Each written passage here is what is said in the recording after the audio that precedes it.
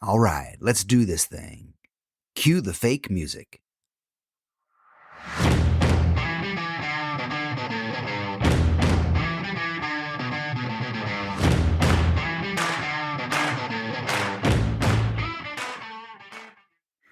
Here we go. I'm James Victoria, and this is The Right Questions, the podcast that's dedicated weekly to helping you get paid.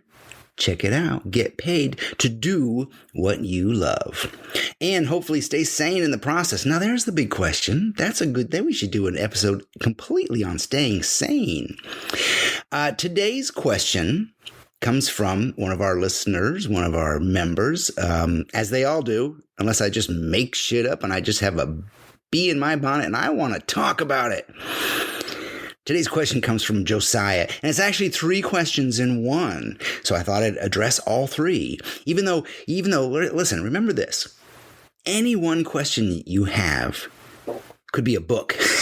There's probably so much information on any one idea that somebody could make a dang book out of it. So this one should be called Spilling All the Beans, because basically Josiah asks a very loaded question up front where he says, about running a successful business doing what I love. What would that encompass? Everything? So it's going to be called Spilling All the Beans. I think that's an excellent name because I'm basically giving away all this great information, dropping pearls for you, dropping pearls. So check it out. And I'm going to start this way. I'm going to start with Hafiz. And if you don't know Hafiz, he was a Persian poet that lived maybe 900 years ago, right? A contemporary, he lived around about the same time as Rumi, another Persian poet. If you don't know Hafiz, look him up. Hafiz. The one book that you really ought to own is called The Subject Tonight is Love. It's edited by a gentleman named Daniel Ladinsky. The Subject Tonight is Love. And if you don't know Rumi, check out his book that you have to have. It's an essential for your library, and it is called The Essential Rumi. Okay, so this Hafiz poem I want to read to you because it makes sense for the right questions. It makes sense for what we're trying to do here. Because what we're trying to do is make your life easier. What we're trying to do is ask more of you. What we're trying to do is ask you to do the damn hard work. I read this fantastic quote the other day from, I don't know, it was a basketball player. I forget who it was, but he said, everything you want is on the other side of hard. I thought, God damn, telling it true. So what we want is for you to get better, to get smarter, to make money so you can help other people. Okay, and the poem from Hafiz is called At This Party. Check it out. I don't want to be the only one here, telling all the secrets, filling up all the bowls at this party, taking all the laughs. I would like you to start putting things on the table that can feed the soul the way I do. That way, we can invite a hell of a lot more friends. Listen, you guys, poetry is important. Not just to me because I say so. It's important to all of us. If we can see it, right? It gives us insights to us, to other people, to who we are, to where we come from. Much like any religion or philosophy or great art or great music. It helps us see us. To me, it just reminds me, like going into a great museum and seeing a Caravaggio or seeing a Franz Klein, or reading E.E. Cummings or Gertrude Stein or Rumi or Emerson. They all just remind me, James, relax. You're trying too hard. Lighten up. And this shines on both my work and my life. Right? So oddly enough, this should be one of the right questions episodes. How do you seek inspiration? How do you stay above water, afloat, and in the right direction? What is in your sails? What is in your sails? That's a damn good question. That's the right question. What keeps you moving? What keeps you forward? How do we run a business? How do we get paid? How do we wake up smiling, hungry, horny, ready to work? We're going to do an episode on that, I swear. Inspiration. But now we're going to get back to our question from Josiah. And Josiah's question comes in 3 parts. He says, he wanted information on running a successful business doing what I love. So we're going to break it down for you. Josiah, I'm going to break it down. Check it out. We're going to go to question number 1 first. What do we got there on the board, Lucy? Oh, we got question number 1. Question number 1, figuring out what I have to say. Okay, running a successful business doing what I love. Question number 1, figuring out what I have to say. Excellent question. The right question, I'm going to give it to you right now, is what's your purpose? And that's just like saying, what's your opinion? Figuring out what you have to say. What's your opinion? Here's what we're going to do. I'm going to give you so many outs here. You guys better fucking have a pencil and take notes. I had an assistant, Chris, for a number of years back in the studio in Brooklyn. Super guy. But when he first started with me, I had to break him of this habit. Right. Every time a juicy job would come into the studio, like, a large, well-paying project or a magazine cover or something, he'd say, oh, that's awesome. What do they want? And I'd be like, bitch, stop asking that question. That's a bad habit. What do they want? How the fuck do I know what they want? I got no idea what I want. How do I know? How am I going to wrap my head around what my client wants? I know what my client wants. My client wants me. My client wants my opinion. That's why they came to me. And if they don't, check this out, they're not my client. And they will leave. Because I ain't for everybody. Just the sexy people, right? So figuring out what you have to say is asking yourself, what's your purpose, or what is your opinion? I don't know. How do you feel about things? It's like the people often, the question is, hey, James, how do I find my voice? 'Cause that's the same question. Your voice? Well, your voice is your opinion. What do you got to say? It's like we have to go looking for our voice. James, I don't know where my voice is. Well, you probably left it in your other pants. Go home and check. Or maybe, that little spot between your car seat and the center console. Yeah, dig around there. There's probably a voice in there. Right? But your opinion, your voice, it's actually something that you were born with. And then developed it. Check this out. This is important. You developed it either consciously and said, I want to be this person, or you developed it unconsciously over the years. Or better yet, it was developed for you unconsciously, means it was given to you. James, stop running. Don't be careful, right? That's developing your opinion. Now you're afraid of everything. Oh, I just want you to be a good boy. Oh, that's developing your opinion. Because now you're a people pleaser, right? I don't mean just by telling somebody they're going to, be a good boy, they're going to be a people pleaser, but it's on that track. So we have to make sure we are consciously, I don't give a damn if you're 22 or 30 or 40 or 60, we have to keep consciously developing our voice, developing our opinion, crafting our purpose. Right? And I think all good artists or creators or givers, good people who are concerned with other good people, any giver, are the ones who can, check this word out, big important word, who can allow themselves to express who they are and what they believe in. And I wrote down this word easily. Yeah, I know. I wrote the whole thing down. I know. I could have done it just like off the top of my head, but there'd be a lot more hemming and hawing as I usually do. But so I think that the good artists and creators allow themselves to express who they are and what they believe in. And here's the word, easily. I say easily. Nothing comes easily, right? Everything you want is beyond hard.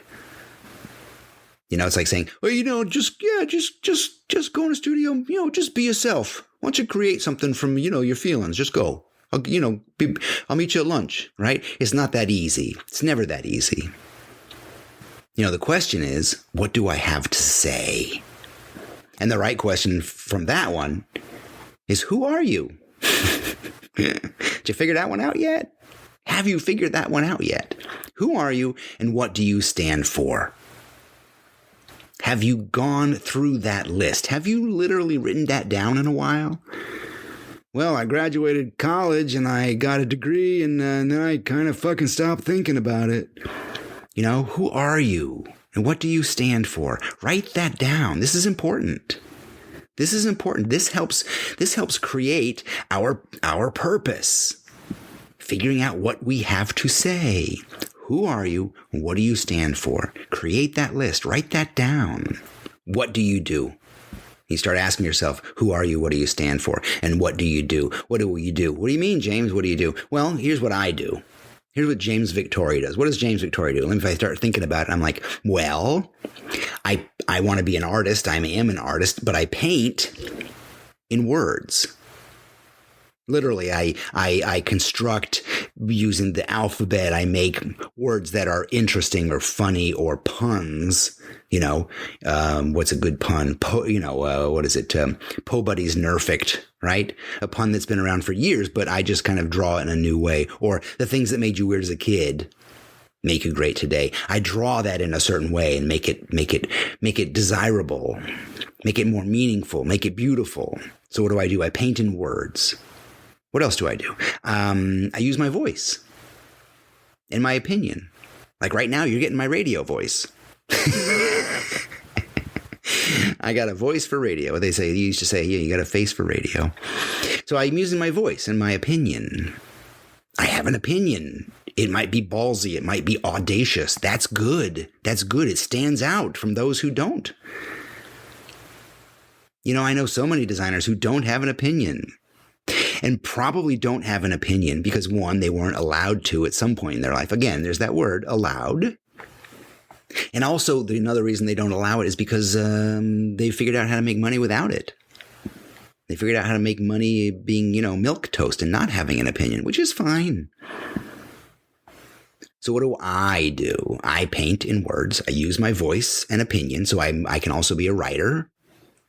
And I try to help others.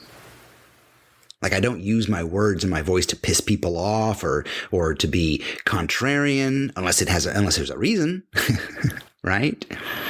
So what do you do? What do you do? And you know what? It doesn't matter. It can be simple. It can be complicated. Try this. Use your words, right? Figure out who you are and what you stand for and what you do. And the assignment goes like this. Now, once you figure that out, make that list. Now give me 20 ways to get paid for that. I paint in words. Okay, James, you like drawing words that have meaning. Some of them might be yours. Some of them might be Ralph Waldo Emerson's or Rumi's. That's okay. Just don't do any of that Walt Whitman stuff. Don't get Walt Whitman on me, James. There's no reason. I don't know why I picked Walt Whitman to start hating on. Now, you're using your words. Now, great. You figured out what you do. Now give me 20 ways to get paid for that. Right now, you're thinking, oh man, I wish James Victoria could be my mentor, my guru. Hell, I wish he was my coach. Well, you can make that happen. Go to yourworkisagift.com. There's a questionnaire that will probably help you out, but it'll also give you access to a free call. So let's talk. Let's free you from overwhelm and creative frustration. Let's build your business and help you get paid to do what you love. Again, go to yourworkisagift.com. Let's talk. And then when you have those 20 ways to get paid for that thing, now from that list, pick 3 or 2 or 1 that you actually want to do for the next year, that you actually love to do, and figure out how to get paid for that. Right? So in the area of, who you are and what you do, how to get paid for it, getting paid to do what you love, right? In the business sphere, we have this classic fill in the blank. I don't know if you've heard this one yet, but it goes like this.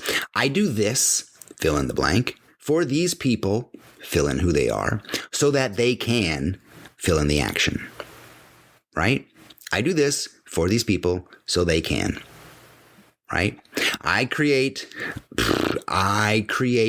art and stories for troubled juveniles so that they can lead more, so they can have heroes and lead more perfect, beautiful lives. For example, I do this for these people so that they can. I create art and design for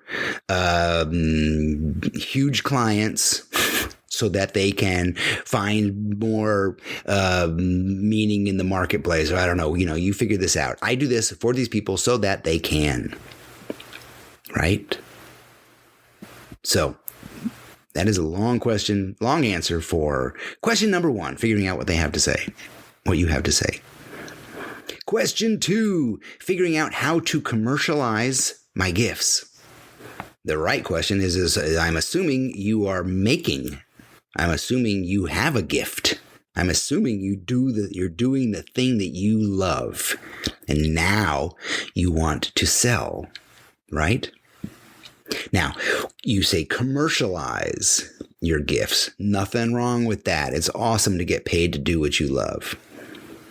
Whether your gift has commercial merit, here's the thing. That's not up to you. That's not up to you. That is up to your audience. So one of the things we have to start doing, or actually one of the things we have to stop doing, is stop judging. Judging and comparing. I look around, I'm like, oh my God, his work is so cool. Oh my God, they have gallery shows, right? And you start poo-pooing on yourself immediately because you start, your work is not as good. Work is not commercial. Your work is not. Stop judging. Here's a word on judging. You and I are terrible judges of ourselves. I'm a terrible judge. I'm a terrible judge of if I'm funny. I'm a terrible judge if I'm sexy. I'm a terrible judge if my work is any good. So I don't judge. I just move forward. I just go, James Vittori, you're a sexy motherfucker. Let's go. Right? James Vittori, that little scribble you made, that's pretty awesome. Let's go. Right? I don't judge. I'm a terrible judge. Ugg boots would have never existed if I was king of the forest. Wearing a computer on your watch would have never existed. I think it was the dumbest things in the world. But, so you see, I'm a terrible judge. Who am I? Who are you? So do not judge your work. Do not judge other people's work. There's a majority of design and product out there in the world that I and you, quite frankly, you think is junk. But it sells. So everything is commercial. So the right question is how to sell. How to sell. Are you in business? Because they say if you ain't in business if you ain't selling, right? You got to be selling something. How do you do that? How do you and again, all of this stuff is mindset. How do you wrap your head around selling? Let's say if you imagine yourself, Josiah and everybody else, if you were a boutique shop, which you are, by the way, what would you do? Think of it like that. If you're a boutique shop, what would you do? How would you set it up? How would you get the word out? Who would you talk to? How would you talk to them? And the reason I bring it up like that, outside of yourself, because that's really important, because it's really difficult for us to see ourselves or answer our own questions. How do I sell? Let me think about that.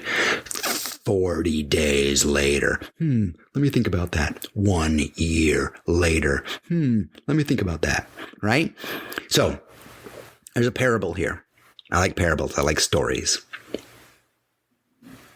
There's a master, a sensei, who goes for a walk along the river every day. And his student knows this. And his student is trying to find a way to kind of trip him up, right? So the student one day runs up next to his sensei, his master, and he says, "Master, may I ask you a question?" And the master says, "Please." And the student says, "What is the hardest thing in the world?" And the master, without thinking, says, "To know thyself."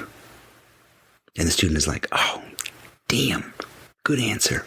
And takes off and goes back to his little hovel or his library or his reading room or whatever. And he studies and studies and studies. And he's trying to figure out how to trip him up and how to get how to get the master to make a mistake. And he runs back early next morning and catches up with the master. And he says, "Master, may I ask you a question?"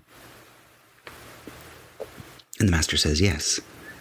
And he says, What's the easiest thing in life?" And the master, without thinking, says, "To advise others." So it's easy for me to tell you what to do. Super easy for me to tell you what to do. It's really difficult for me to see through my own bullshit. Really difficult for me to see it as clearly. So I think you should start looking at you and your work as a boutique shop of someone else and advise them. You know what to do. You know what to do. We all have our own answers. And that's the other thing, our own answers. We can look around and read books because there's a lot of information out there, but at one point it has to be your information and it has to come your way. Okay? So that's figuring out how to commercialize your gift. And again, that's an entire book, right? With 43 chapters. Each chapter is 120 pages. I'm just giving you the shortcut, baby.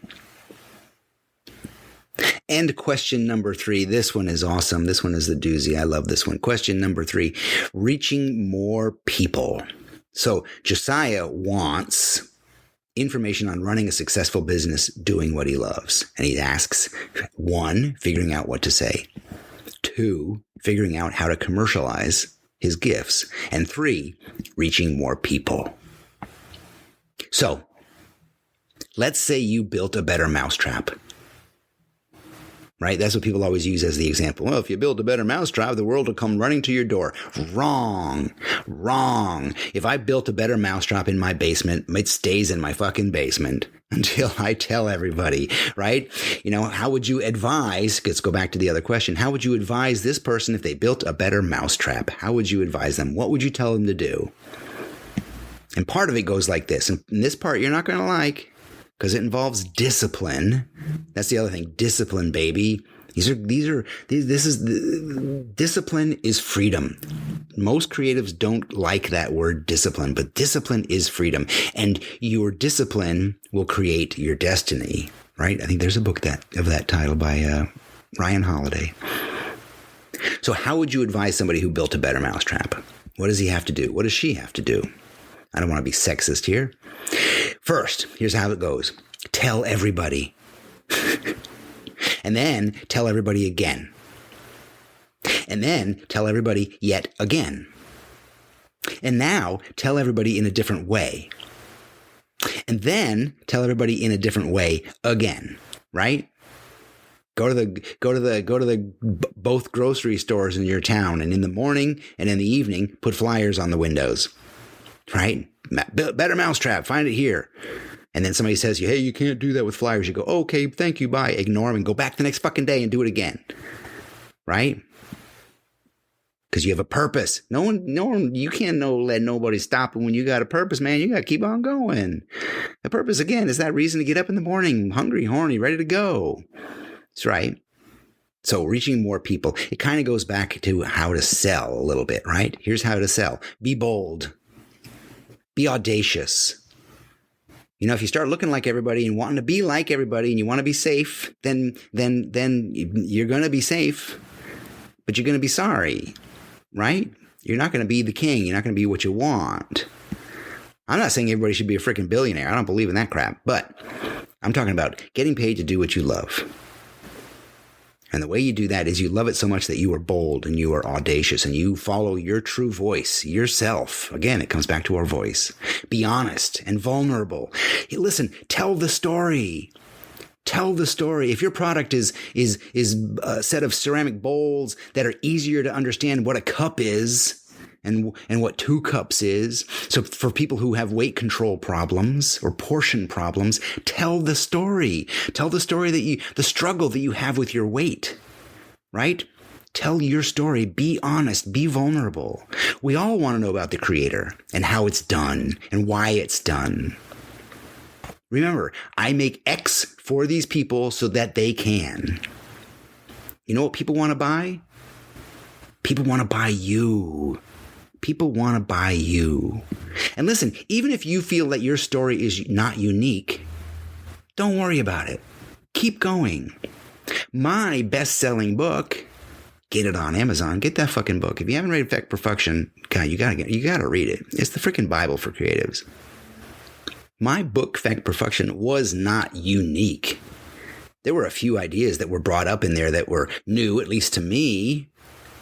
You know, the weird kid and warrior, not warrior. I mean, these were things that, I looked everywhere to see if anybody else had said this shit, right? I wouldn't make sure I wasn't plagiarizing or stealing ideas, but there's a lot of shared philosophy that comes from the Bible or Emerson, right? Or Stoicism. So even if your story is not unique, tell it. Tell it in your way. That's what Effect Perfection is me telling it in my way. I'm funny. I'm bold. I swear sometimes. So, and in that question of reaching more people, I'm going to leave you with this. This is important. This is important. And this is a block for a lot of people.